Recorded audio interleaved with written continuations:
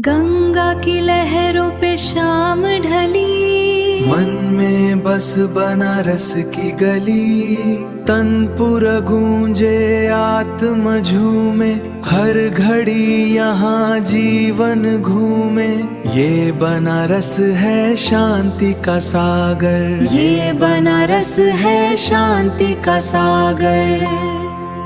इस डॉक्यूमेंट्री की शुरुआत हम करेंगे राजघाट से। अभी आप अपने सामने जो देख रहे हैं यह राजघाट का मालविया ब्रिज है, जिसे अंग्रेजों द्वारा बनाया गया था। यह अपनी तरह का इकलौता पुल है जिसमें कि ऊपर से बाइकें जाती हैं और नीचे से ट्रेन जाती है, जिसके कारण यहाँ हमेशा चहल पहल बनी रहती है। लेकिन आज हमको ये चहल पहल, ये शोर शराबा नहीं चाहिए। आज हम बनारस के मणिकर्णिका घाट पर चलेंगे। अभी हम हैं राजघाट पे, और राजघाट और मणिकर्णिका के घाट के बीच में कई घाटों का फासला है, लगभग 20 से 25 घाटों का, जिसको कवर करने में हमको 30 से 35 मिनट लग जाते हैं अगर हम बहुत तेज चलें। और वहां चल के मैं वो चीजें दिखाऊंगा जिसको आपने अभी तक कैमरे में कैद होते हुए नहीं देखा होगा। कुछ ऐसी झलकियां जिसे आम मानव अगर थोड़ी देर के लिए देख ले तो उसके पसीने छूट जाएं।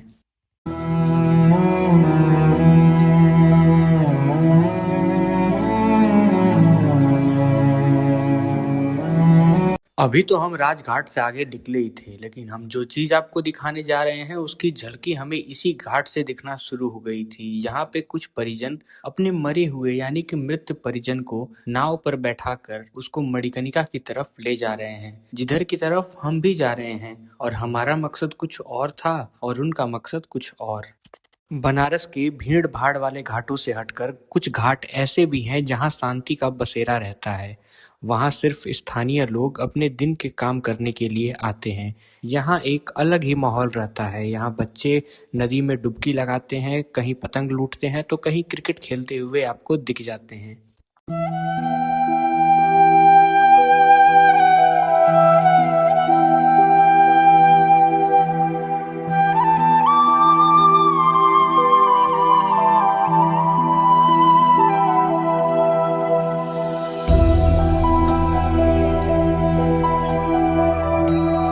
वहां से आगे बढ़ते ही मुझे एक ऐसी चीज ने रोक लिया जिसे सुनकर आपको लगेगा कि मैं ऐसी चीजों पे कैसे रोक सकता हूँ। यहाँ पे कुछ लोग बाढ़ की आई गंदगी को पानी के प्रेशर से साफ कर रहे थे, जिसको देखने के लिए मेरी आंखें ठहर गईं और मैंने वहां 1-2 मिनट रुक के इनका काम देखा। बाकी घाटों का जीवन बहुत आम है, लेकिन जैसे जैसे हम लहरों के साथ आगे बढ़ते हैं शहर की बनावट बदलने लगती है। हवा में एक अलग सी गंध घुलने लगती है और शांति की जगह शोर ले लेता है। ये सफर सिर्फ कुछ किलोमीटर का नहीं है, ये जीवन से मृत्यु की तरफ बढ़ता हुआ एक चक्र है। लेकिन अब अंधेरा होने को आया था और हमें जल्द से जल्द वहां पहुंचना था, क्योंकि वो चीजें ज्यादा अंधेरे में देखना हमारे लिए बिल्कुल भी सेफ नहीं होता।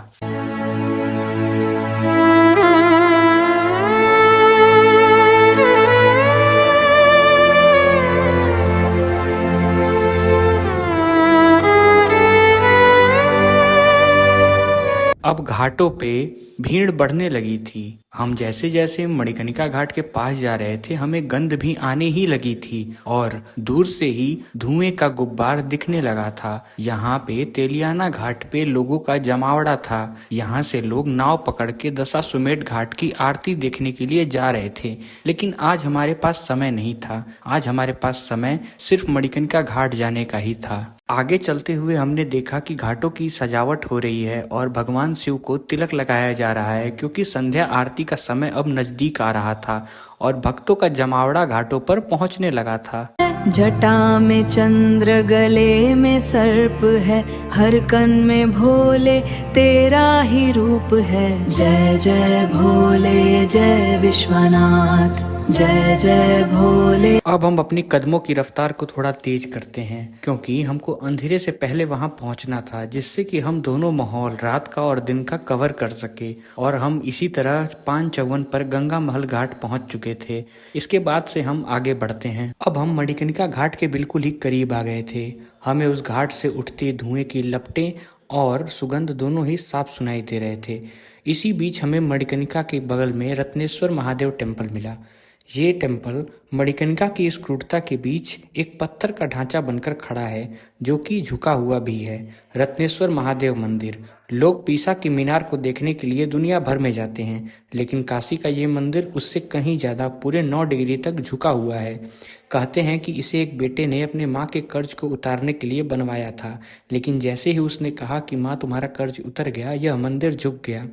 यह मंदिर साल के 8 महीने गंगा की लहरों में समाया रहता है। अब हम मणिकर्णिका के बिल्कुल मुहाने पे खड़े थे। अब हमें उन धधकती चिताओं का सामना करना था, लेकिन मणिकर्णिका की उन धधकती चिताओं के ठीक बगल में एक और सच छिपा है, मणिकर्णिका का कुंड। कहते हैं कि जब ये सृष्टि भी बनी नहीं थी, तब भगवान विष्णु ने अपने चक्र से इस कुंड को खोदा था। यहाँ की लहरें गंगा से भी पुरानी है। इस कुंड का नाम मणिकर्णिका इसीलिए पड़ा क्योंकि यहाँ माता सती के कान का कुंडल गिर गया था। एक तरफ महादेव का वैराग्य है और दूसरी तरफ विष्णु की तपस्या। ये वही जगह है जहाँ जीवन की उत्पत्ति और उसका अंत दोनों एक साथ खड़े हैं। यही तो बनारस का विरोधाभास है। इस कुंड के पानी में मोक्ष की शीतलता है और इसके ठीक 2 कदम दूर शमशान की वो क्रूर आग। एक तरफ लोग जन्मों के पाप धो रहे हैं, तो दूसरी तरफ शरीर मिट्टी में मिल रहा है। यहाँ आकर समझ आता है कि अंत कोई डरावनी चीज नहीं, बल्कि एक पवित्र विराम है। जैसे ही हम मणिकर्णिका की इन गलियों के भीतर कदम रखते हैं, हवा भारी हो जाती है। यहाँ की दीवारें अब पत्थर की नहीं रहीं। बरसों से जलती चिताओं के धुएं ने इन्हें काला कर दिया है। चारों तरफ लकड़ियों के ऊंचे ऊंचे ढेर हैं। एक तरफ जीवन की चहल पहल थी और यहाँ सिर्फ तैयारी चल रही है। ये लकड़ियाँ सिर्फ ईंधन नहीं है, ये उस आखिरी सफर का इंतजाम है जिसे हम सबको तय करना है। यहाँ की क्रूरता इसमें निर्भर नहीं करती कि यहाँ पे मौत का सौदा होता है, बल्कि इसमें निर्भर करती है कि यह रोज होता है। इन काली पड़ चुकी दीवारों को देखो। यहाँ न कोई रंग बचा है, न कोई बनावट। यहाँ सिर्फ एक ही सच खड़ा है कि अंत में सब कुछ राख हो जाना है। राजघाट की वो चिल हवा अब एक गर्म घुटन धुएं में बदल चुकी है। यहाँ अहंकार जल जाता है और हकीकत सामने आती है। यहाँ पे सबका सौदा एक ही तराजू पे होना है, वो भी लकड़ी के।